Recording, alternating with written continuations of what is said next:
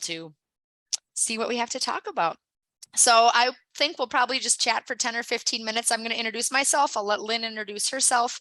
And then we have two parents on the phone with us, gathering some information about internship stuff. And we can both talk about our roles and then how we help support the students to gain valuable real world on the job experience, because that's something that we're proud of at Concordia, is that the students, even if they're online only students, still leave with some hands-on knowledge. So my name is Jen Myers. I am one of the faculty members or one of the professors and in the exercise science and sport management departments within our College of Kinesiology.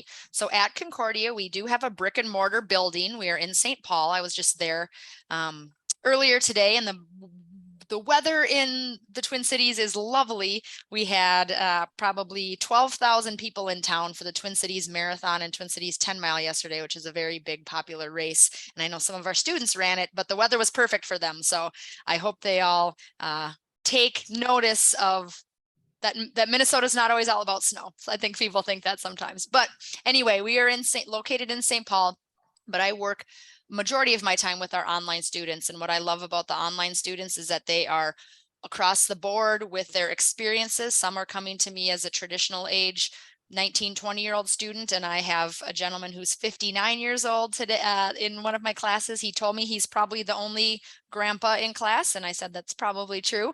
But they are coming from backgrounds of perhaps finishing college, maybe started and never finished their degree. Perhaps they're getting a second degree, or they're looking to be able to move up a leadership ladder in a current job, and a bachelor's degree is required for that. So that's what I really love about helping them find the pieces and put the pieces together regarding their what they want to do with their life. And we can really foster a sense of feeling community based, even though it's online, but also helping them with relevant topics that they're going to see every day in the field as well. So that's part of why I love my job, and I teach a variety of classes in our exercise science department. So Lynn, I'll turn it over to you. Great. It's nice to meet you. My name is Lynn Castro, and I am currently serving as the primary advisor for the exercise science program and also the sport management program. And so if your child is in one of those two programs, then it's very likely that I have either met them and had a phone appointment with them to talk about degree planning, or we are setting that up right now, and I have yet to, and looking forward to it. But yeah, like Jen was saying, one of the things that I really love about just the online programs is just that you have all sorts of people from all walks of life. And so it's really enriching for me as an advisor, but I know it's also really enriching for the students as well, as they talk to one another and just find out, like as a newly incoming student, there are people who are several steps ahead of them and who they can gain wisdom from. And so, yeah, I am here for all CSP things. I tell students that they can pretty much treat me as their directory.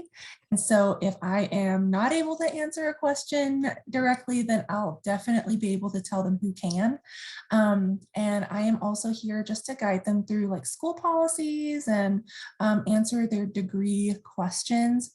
And so my primary job and goal, and it should be theirs as well, is to help them graduate. And so whatever it takes for us to be able to get through the program together and to overcome any hurdles, that's what I'm here for.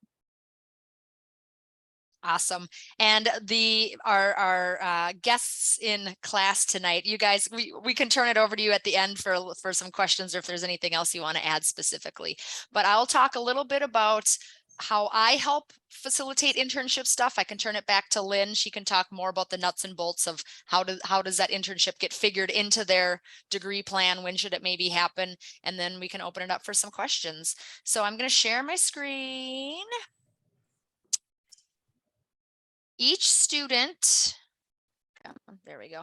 Each student in both sport management and exercise science is required to do an internship. And we don't want this to feel like a punishment. We want this to feel like an opportunity for them to get their foot in the door, for them to experience a lot of potentially different opportunities, because some people come in and they're very set on going to physical therapy school, or they want to become an athletic trainer, or they want to become a athletic administrator or a coach. But for some, they're really just dabbling and seeing all the different wide open aspects of what an exercise science degree can bring for them.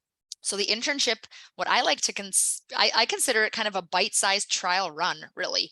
So when you think internship, it can be the traditional, you apply at a space and they either pay you or don't pay you, and you do X amount of hours per week for a whole semester. We have a lot of students that do that. They do a 16-week or 12-week internship, and it's just the same place, the same amount of hours every week, and they earn their credits that way. But we also have students who take these bite-size opportunities for doing internships in different areas. So for instance, currently I have a student who had volunteered to help, well, I guess not current, I say past because this was last spring, but the NCAA Women's Final Four basketball championships were in Minneapolis, and they were looking for volunteers for game day operations and helping with facility logistics and things like that.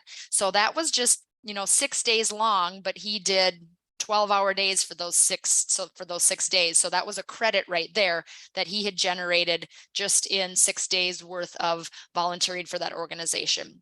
So we encourage students to think outside the box. It doesn't have to be all 4 credits or all 8 credits all at once, and it certainly doesn't have to be at the same spot. So if there's a few different experiences that they're wanting to try, by all means, we really want that to happen.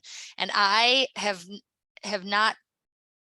won't say I haven't said no to anybody, but if people come up to me and say, I have an opportunity to be at XYZ location, or to shadow this physical therapist, or to volunteer at this high school sports camp or whatever, I very rarely said no. Our internship goals or our student learning outcomes are broad enough that many things fit into those categories. So the categories or the goals for them are really putting real life experience into work, putting what they've learned in their classes into work, and then growing professionally. So if their internship can meet those 3 criteria, we're going to approve it.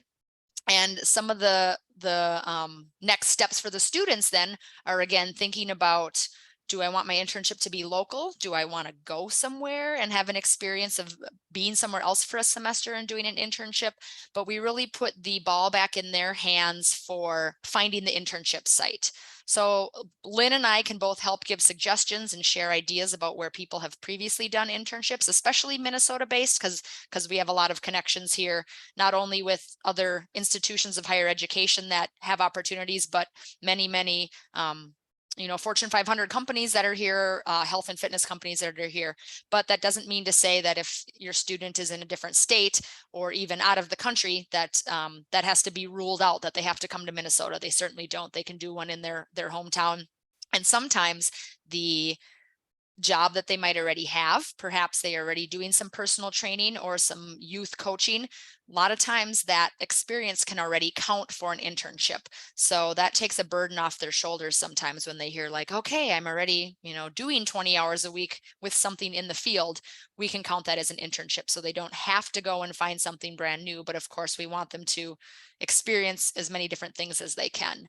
So our job is to help them decide when to take it, how many credits should they take each semester, but really the ball is in their court for deciding where should it be, and then taking those next steps whether it's a formal application process. So for instance, the Minnesota Twins, they accept 20 interns, every year.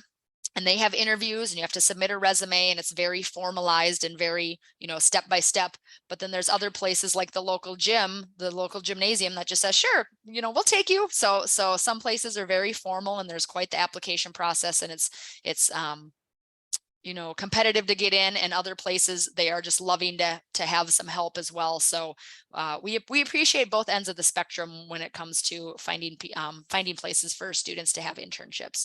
So that's a little bit about how I would help them and some things for them to think about. I'll let Lynn talk for a couple of minutes about when we see most students do it, maybe how they break it up, and where it might fit well for them. Yeah, so just to kind of go over the timeline of when the internship is introduced to the students, it's usually during the admissions process when their enrollment counselor gives them a little bit of information about the program itself. And so that's their first introduction to the fact that there is an internship weaved into their degree program. And so once they have their initial advising appointment with me, we'll talk about it a little bit more, just to again reinforce the fact that there is an internship that is a part of their degree that they do have to complete and is mandatory. Oftentimes during this appointment, students will have all kinds of questions about that. And so I'm really thankful because this is actually the first time we're doing an internship orientation. But yeah, a lot of questions such as like, how do I approach an internship? What's all involved in it? How many hours do I need to do? Those are some of the things we'll talk about initially, but I always tell them that they can do their internship anytime during their time here at CSP. It does not necessarily have to be saved until the very end, but it really can be up to them whenever they want to do it.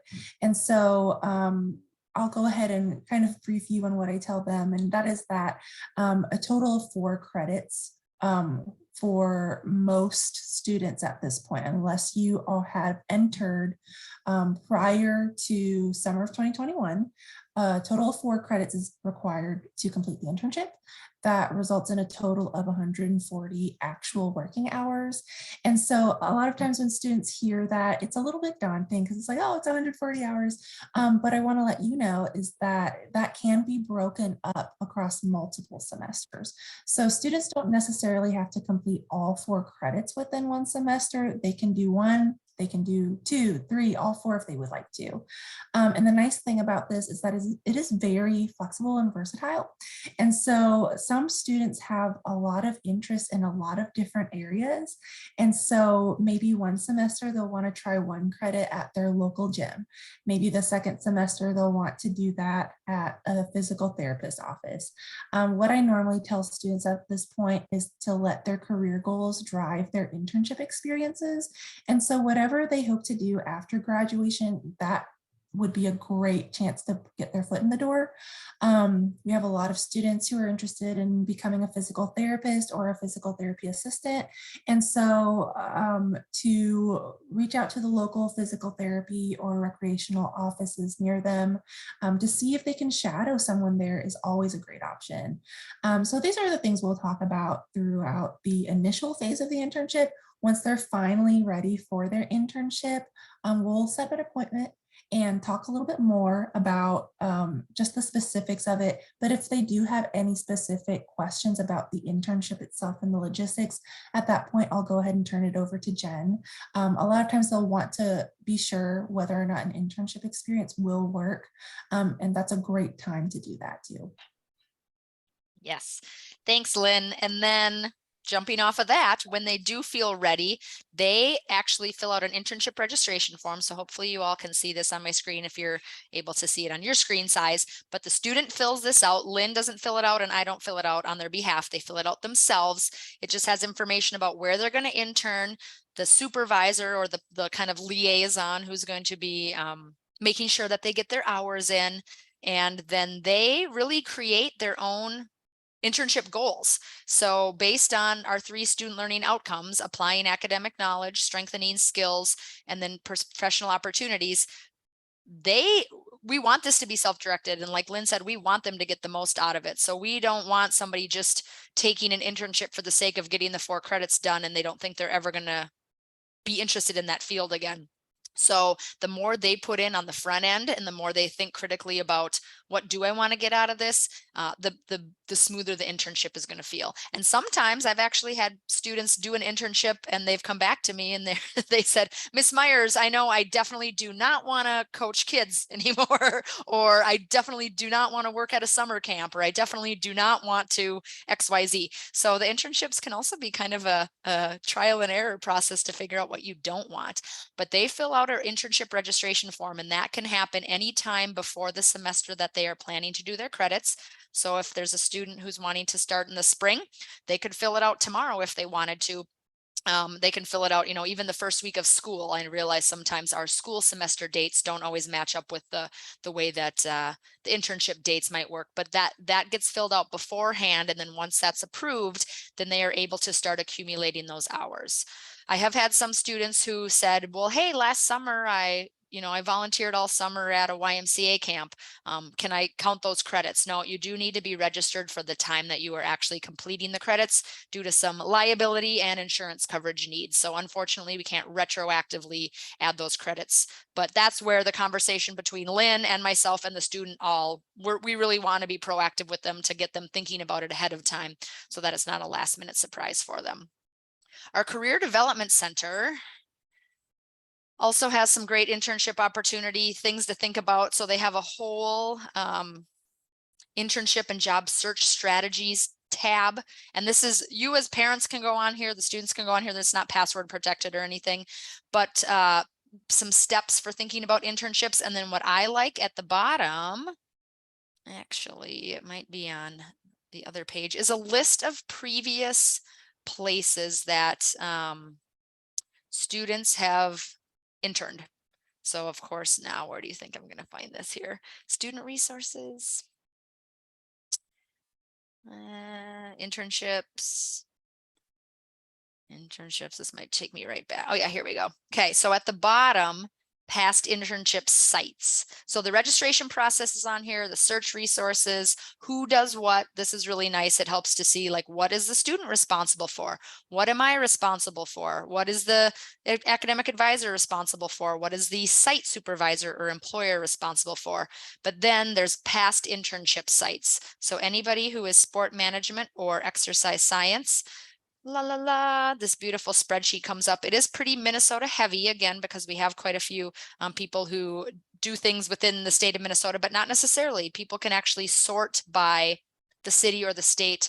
And these are just previous spots. This is not a guarantee. So if you're in Houston, Texas, this is not a guarantee that 24-hour fitness is going to take your student as an intern, but at least you know that somebody's been there before, and then we can get that ball rolling with that discussion again. So I think that's a very helpful spreadsheet for students to see, oh, just what are some ideas, right? Number one, of what I can do and where can I possibly do them. So the career development site is very helpful and handy for that.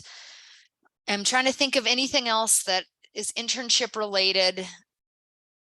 They actually sign up as a class. They pay for the credits just like they would for any other class, but there's pretty minimal classroom work. It's really all the hands-on going to the job or going to the internship work. So there's a few small assignments that they do just so that we have some opportunities to assess them, but they're not coming to a internship class. They are not doing homework every week for the class. Really, the hours that they're accumulating at the internship is 95% of what the internship class is, but we have them register for the class just like any other class. So then it shows up on their transcript, and they do get a pass or no pass grade for their internship.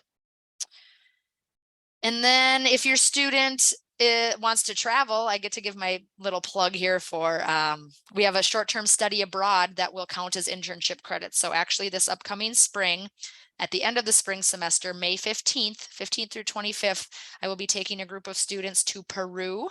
We will head to South America. We will do some service learning, volunteer opportunities, tour 2 different cities in Peru, take a look at health and fitness in a different country than the United States. And then the trip culminates with a 4-day hike up the Inca Trail to see Machu Picchu, which gets my heart beating really fast. I know that's not for everybody. You do have to sleep in a tent and hike for 4 days. So for some people, that is not their dream of internship adventure, but that's another great opportunity that Concordia offers for students to really gain some real world learning, be exposed to something they maybe haven't ever been exposed to before. And it's a great excuse for a study abroad or an international trip, especially if they haven't studied internationally. So of course, I would be remiss if I didn't plug that trip, and that would count for internship credits. So that doesn't mean that they couldn't do something else as well on top of that. But if studying abroad has been something that students have shown some interest in, this is a perfect way to do it. It's only 10 days long. It's not a whole semester or anything like that. And it's fully supported and all programmed and planned out by the faculty and the student or the the staff advisors that come with. So the students just show up and get on the airplane, and then we take care of the rest of it from there. So it is great to see that there's, you know, many different internship opportunities, and really it's about what the student wants to learn, and the motivation that they create for themselves is gonna dictate how well their internship goes.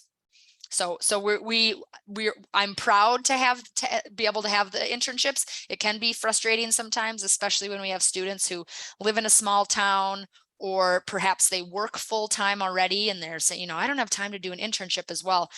There are opportunities for us to get a little creative with some independent study, but I do think it's an important part of the curriculum, and it looks good on a resume as well to say that, you know, I got my foot in the door somewhere. And a lot of times internships do lead to full-time positions as well. So we've seen that happen, which is also great. So it would be the full internship. It would be 4 credit hours for the travel abroad experience. So that whole internship class would be consolidated into the 10 days.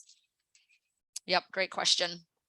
They could take fewer. So say a student already wants to do 1 credit by, you know, working at the US Open golf tournament because that's happening in your town or something, then they could take 3 credits for the study abroad as well. So we could break it up. They don't have to take all 4 credits, but they would be eligible to take 4 credits. There is an additional expense for airfare and lodging, some of those things above and beyond what you would pay for the tuition, but it would happen after the spring semester, and it would count as spring semester credits. So if the student is thinking about it already, then they should hold 4 credits back from whatever else they might tack on for the spring, because that would count towards their cumulative spring credits for sure. Lynn, anything else you want to add?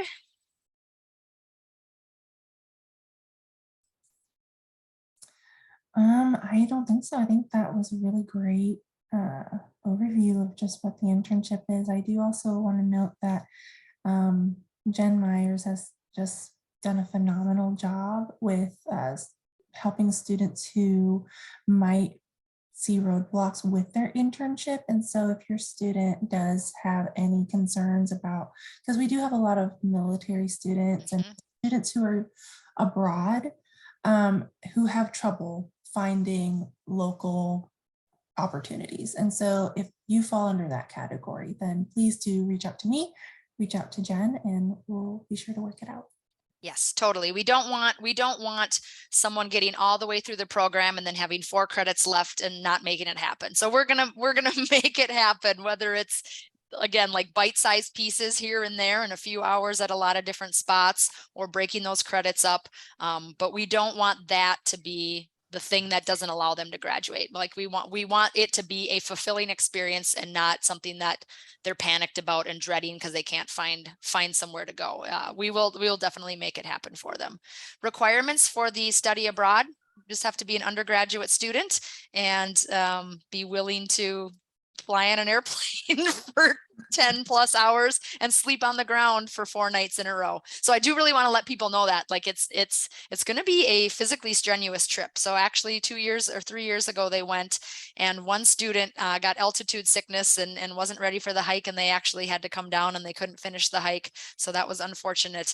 So it's not a walk in the park. Like, it's, you know, you're hiking up some mountains, but I think that also is part of self-discovery and learning about yourself and putting yourself in a position where you might be a little uncomfortable, but there's room for self-growth. So the only requirement is that they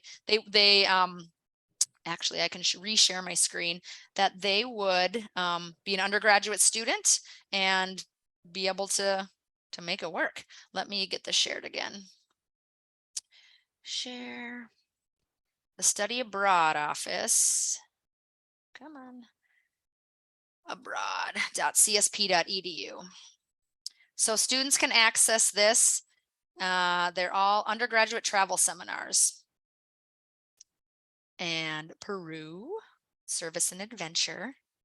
Ooh, adventure.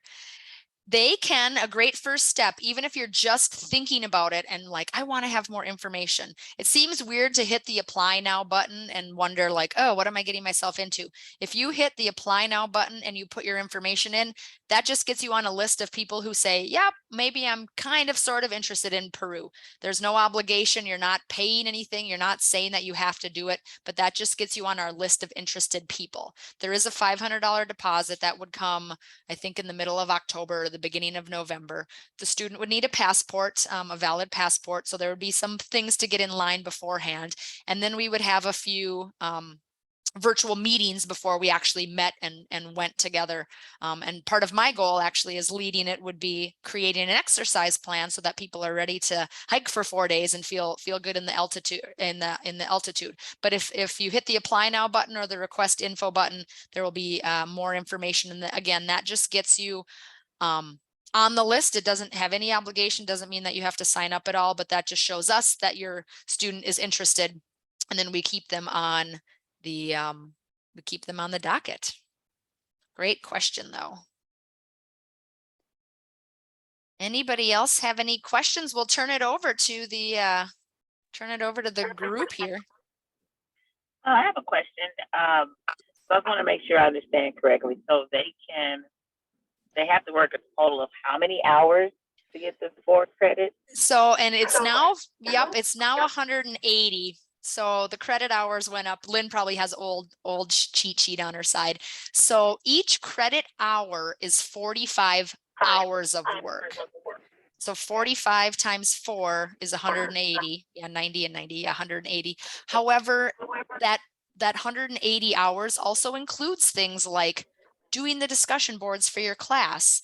And, you know, if the supervisor at your job tells you that you have to do bloodborne pathogens training or that you have to do a orientation or whatever, all those hours count. So it's not just I'm punching in on the clock at 6 a.m. I'm leaving at 3 p.m.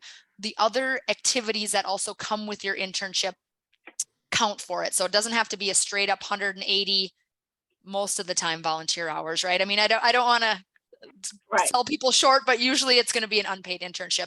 It certainly can be paid. We welcome that. If people can find a paid internship, good for them. But it's 180 hours, but the student is in charge of figuring that out. So they keep track of their own hours. They, you know, if 1 hour or 1 week is 10 hours and the next week is 15 and the next week is 7 and the next week is 20, we trust them. They're adults. Between their supervisor and them, they'll be deciding how they're going to get those hours in. And those hours could be at more than one site as well. So if it was 100 hours volunteering in the marketing department at some university and then 80 hours coaching something else, those hours can be split up even amongst the same semester. So you could have technically 2 different internships during the same semester. Gotcha. And so if the student did wait until like their last year, their last semester, I assume that will they have to be done sooner than the last day of the semester? There's a whole graduation process, I assume. Not necessarily. Technically, we want them to have, you know, at least 80% of their hours due by, so for instance, our last day of school this year is May 4th or something like that. If they, you know, said, hey, Miss Myers, I'm at 170 hours. I have 10 hours to go. We're not going to stop them from graduating. And actually, when they graduate, they don't get their diploma that day anyway. They have to, people can graduate or walk at graduation and still even have like 1 or 2 credits left to still complete. So the whole idea of applying for graduation is that, you know, they're making that progress. And Lynn, let me know if I'm stepping on your toes with this, but there'll be people who will come and consider themselves graduated or come to commencement, and then they just have 1 or 2 things to finish up. So if you know, there's 20 internship hours that they need to finish after the semester technically has finished, that's not a problem. That would be something that the faculty member and they would work with so that they could still get a grade and get the grade in on time and then just finish up their hours. So yeah, if you have a student who wants to be finishing in May of 2023 and their internship technically goes till May 15th or May 31st, because they're at a high school and you know, a high school year ends later than what it does at Concordia, that's not a problem. We don't want our semester deadlines or guidelines to like be a barrier for the students completing their hours. But they do need to get them, a majority of them done within that semester. So 80% or 85%, but that's a case by case basis. Great question though, for sure. And could they start something, could they start during the holiday? Like if, let's say they want to start during Thanksgiving or Christmas break. Yep. And even though they wouldn't register for the class until, I'm not sure when the spring starts, could they do that? Or would that be considered retroactive? Or should they just fill out the registration form now? So, yep. So what they could do is actually, if they say, hey, I can get 40 hours in between Thanksgiving and January 10th, sign up for 1 credit now and then sign up for the other 3 for the spring. I have a lot of people that overlap that way. Yep, because it's not the students' fault that we take 4 weeks off over Christmas. Right. Like that shouldn't be a punishment for them, especially when they might be home and could get all those hours. But if they want to do some hours in that spreads out between the fall and the spring, then they could just kind of calculate backwards, like, okay, I'm going to have 2 weeks and it's going to be, 45 hours for 2 weeks in a row. That's going to be 90 hours. That's 2 credit hours. I'm going to sign up for 2 credit hours for the fall and then 2 for the spring. And that would be something that I would make a personal phone call to them too, as well, so that they could understand, here's how you should kind of divvy them out. Right. And I'm on a device where I can't see all the screens, but on the registration form, is it per internship assignment or just the student saying, I'm ready to start interning? So like I said, if they're going to go to 2 or 3 different places, they have to fill out 2 or 3 different forms. They do. Yes. Okay, yep. They do fill out. So each form asks, number 1, where are you interning at? Number 2, who's your supervisor? Number 3, what are your duties going to be? So I've had a student who, during the same semester, she did half her duties at a Anytime Fitness and half her duties at a physical therapy clinic. She filled out 2 forms right back to back on each other, which is kind of annoying, but then she actually has she's doing 2 different internships. The credits all just still meld together. Like she did 2 and 2. Your student could do 3 and 1. Okay. But yep, they would fill out a form per site or per internship experience. Okay. Even if it's 2 or 3 within 1 semester. Okay. Yeah, great questions. What else do we have for questions? Anybody else who's on the call?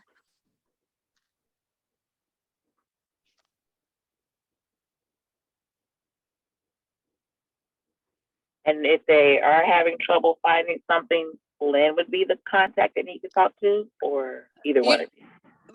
She might start the process of challenging them to think about a few different things. Again, like she said, based on their career goals. So if they're really singing physical therapy or they're really talking coaching, she might say, well, have you thought this or that or this or that? But then she does hand it off to me for more of the specific. If they come and say, Lynn, I've brought my resume to 17 gyms around town and nobody's called me back.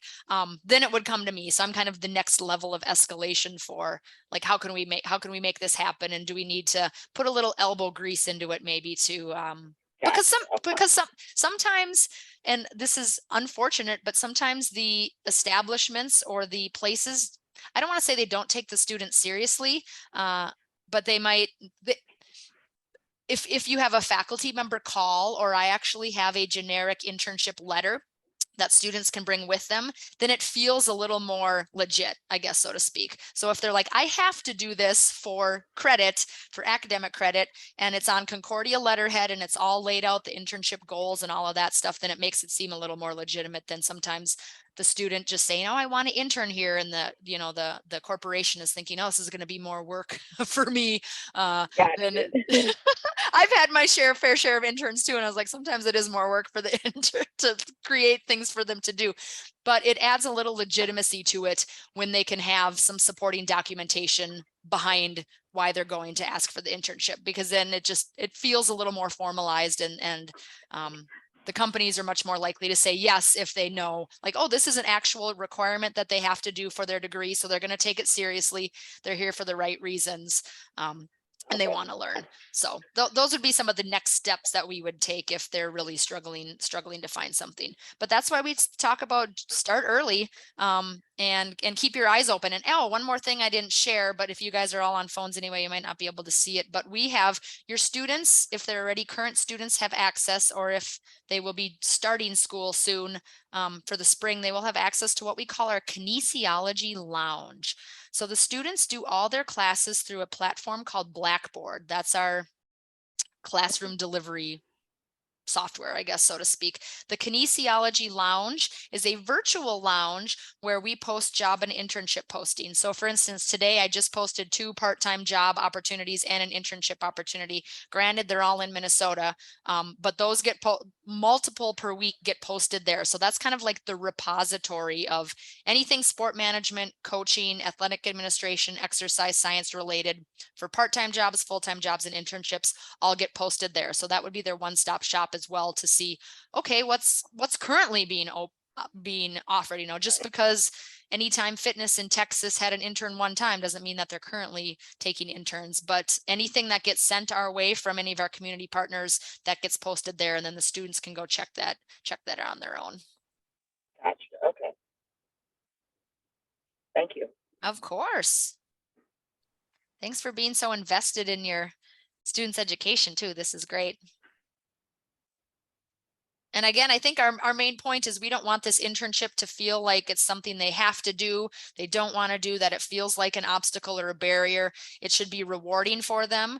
We always hope that it turns into a full-time job if that's really the field that they want to go into, or if nothing else, that they meet somebody who knows somebody who knows somebody, right? And then that internship turns into more than just an internship, and the students learn and grow. It's great to see. They do a pre-internship self-evaluation and then a post-internship self-evaluation. And for a lot of them, public speaking skills, that goes up, time management goes up, being able to communicate with supervisors, they feel much better about all of those things after they've done that internship. And that's what we're hearing that the profession wants from graduates as well. You know, they're going to get a degree and they're going to know their stuff about the body and exercise, but can they communicate that? Can they show up on time? Can they interact with people who are different than them? Those are the things that we are hearing from the health and wellness industry about what they want students coming out of college to be able to do. And that's what we really think is important for this internship, that they're able to demonstrate and practice those skills in a safe space with support of faculty members and supervisors. Okay. Well, thanks, gang. It's been a pleasure chatting with all of you. I hope that this has been informative. Lynn, do you have anything else to add? Sorry, I kind of stole the show. Oh no. I like to talk. Yeah, please know that, your students can refer to me whenever they need to. I'm here for that, to support them. And so I know a lot of times students can be hesitant to reach out for help, but please let them know that they have no reason to be. Sounds good. I appreciate it. Mm-hmm. All right. Thanks, everybody. Lynn and I can stick around too. If anybody has any specific student-specific questions regarding just your student, we can take that offline. But I'm going to stop the recording right now, and you all are free to go. Enjoy the rest of your evening. Hey, thank you so much.